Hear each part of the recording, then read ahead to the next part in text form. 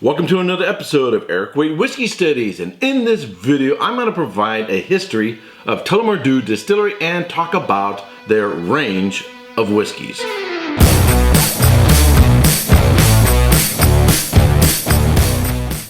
So one of the challenging things about doing a video like this is, while history doesn't change, what is going on in the whiskey industry is constantly changing, and there's a lot going on in Ireland. Short time ago, there was, 1.5 distilleries. Now there are 33 plus, and then we're going to be looking in the near future a lot more distilleries and a lot more releases. An exciting time to be learning about Irish whiskey. So there are some things that may change about Tullamore D.E.W, and there are actually some things that have already changed even since the time I started preparing for this video in their range of whiskey. So let's get into the history.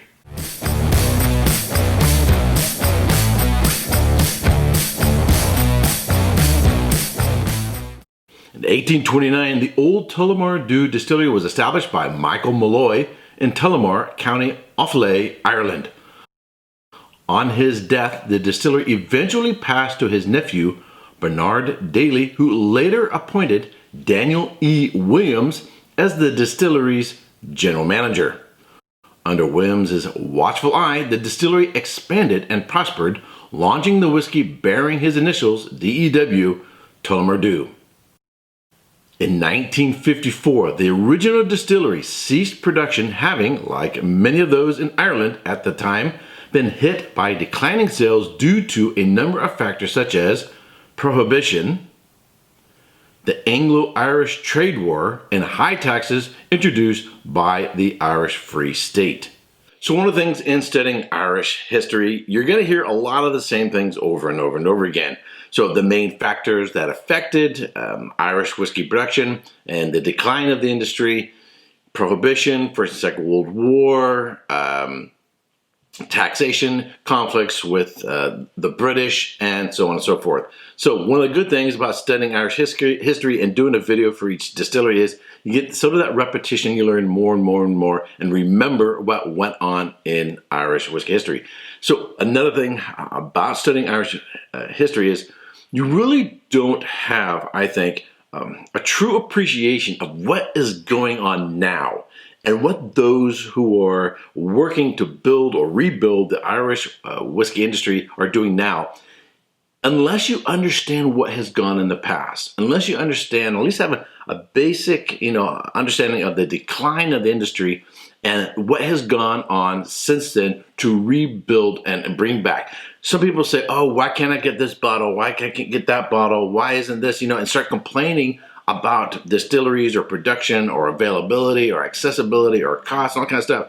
Not realizing, look, a short time ago, you couldn't even get really Irish whiskeys here in the United States. And if you could, it would be one or two brands. Now, more and more is coming onto the market. And we need to be thankful for that because in light of what has gone on in the past. In 1966, with whiskey stocks running low, rather than reopen the distillery, the owners opted to sell the brand to John Powers & Son, the Dublin distillers. John Powers & Son then merged with Cork Distilleries Company, John Jameson & Son, to form Irish Distillers. In the 1970s, production was transferred to Middleton Distillery, County Cork, following a merger of the three major Irish distillers. The 1994 Irish Distillers, then concentrating their international focus on promoting Jameson Irish whiskey, sold the brand to CNC Group. One of the things in studying the history of whiskey, whether you're talking about bourbon distillers, Scotch distillers, or Irish whiskey distillers, a lot of it constantly changing hands. So the brand that you have, you think it's an Irish whiskey, but it actually is owned by a French company or owned by a Japanese company or owned by an American company. Same thing with Scotch. It's still Scotch whiskey, it's still Irish whiskey, it's still an American bourbon, but the parent company seems to hop around from place to place to place. Meanwhile, you don't really see that from the front of the bottle. So it's from Ireland, made in Ireland, it's still an Irish whiskey, but their actual ownership may be elsewhere. In 2010, subsequently, the C&C Group divested their entire liquor and spirit business, including Tullamore D.E.W, which was acquired by William Grant & Sons for £300 million.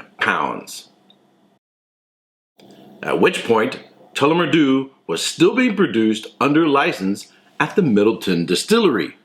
Therefore, as expansion of the brand was dependent on the availability of whiskey from Middleton, and with significant growth envisaged, William Grant & Son opted to construct a new distillery in Tullamore rather than depend on outsourced production. So this is another factor we see really common with distilleries. We're talking about a new distillery or resurrecting a distillery. Sometimes in the early years, they aren't producing their own and they're sourcing from somewhere else, so someone else is producing their whiskey for them. They're then aging in their own casks, or there's something else going on other than a distillery with warehouses putting spirit in barrels and aging it. Something other than that model. So some distilleries will choose to outsource, some will choose to just spend a ton of money and wait and be patient till the whiskey is ready. Some distilleries will produce perhaps a vodka or gin,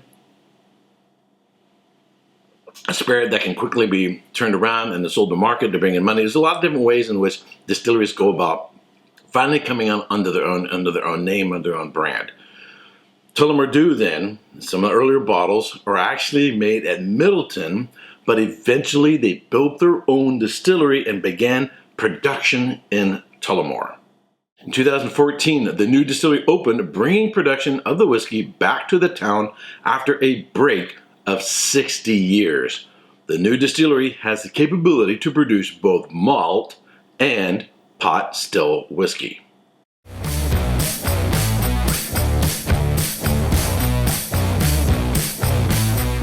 Alright, so now we want to get into the range of whiskeys. Now, a lot of this information typically, in a view of one of these whiskeys, you might put all this history background, but some people are not into all the history, not into all that background information. They just want a review of the whiskeys.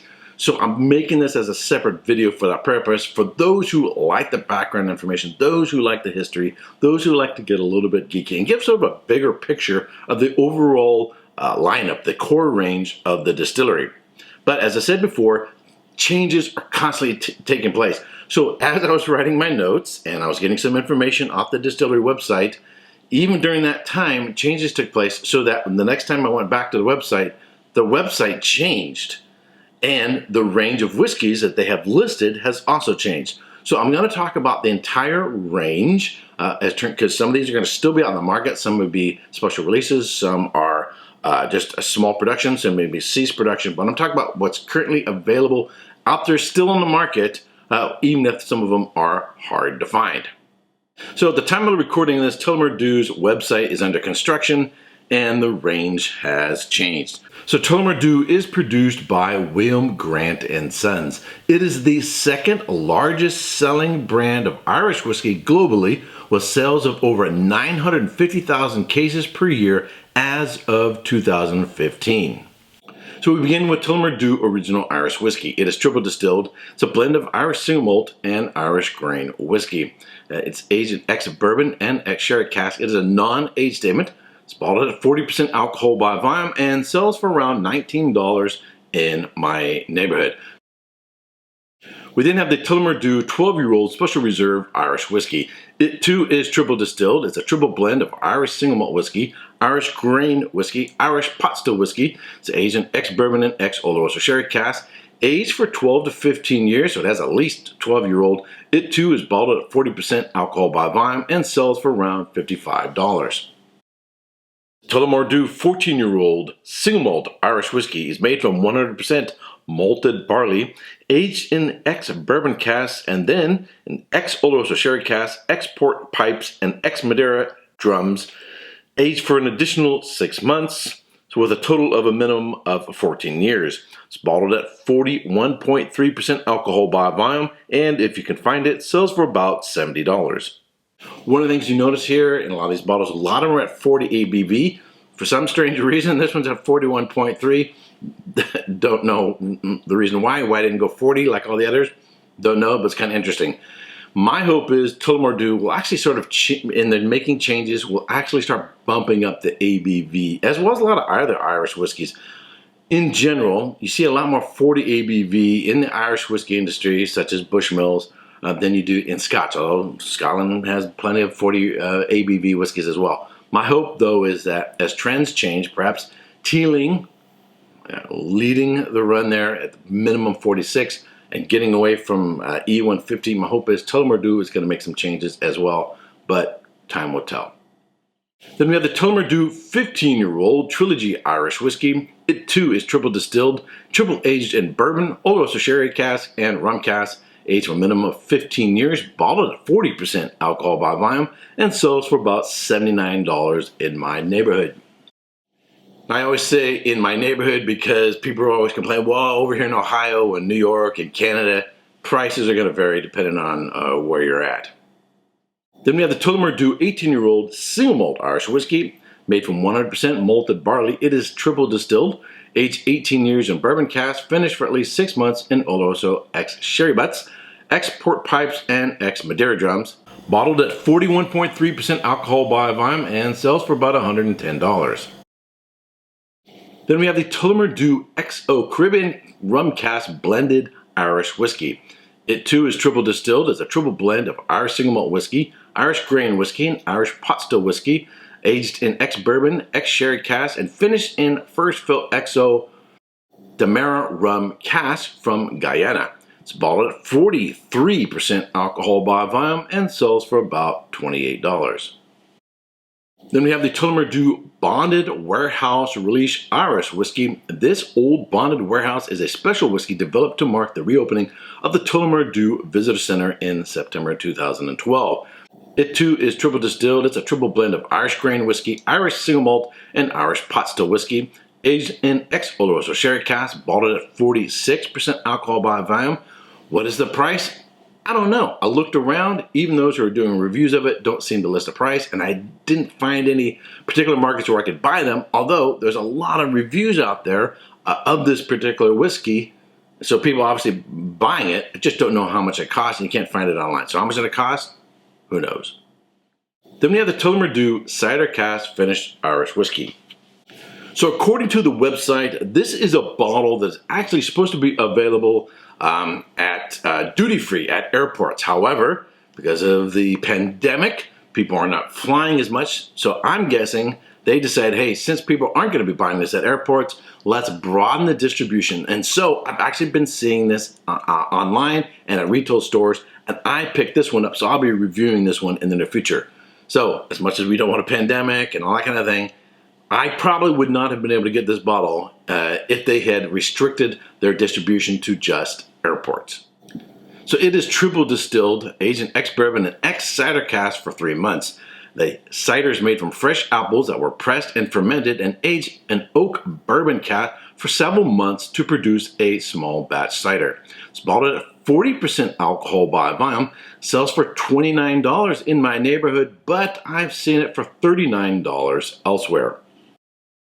Then we have the Tullamore D.E.W Phoenix Irish Whiskey. This is a special release. It is a triple blend of Irish grain whiskey, Irish single malt, and Irish pot still, aged in ex-bourbon and ex-sherry cask, bottled at 55% alcohol by volume, and sells for about $56.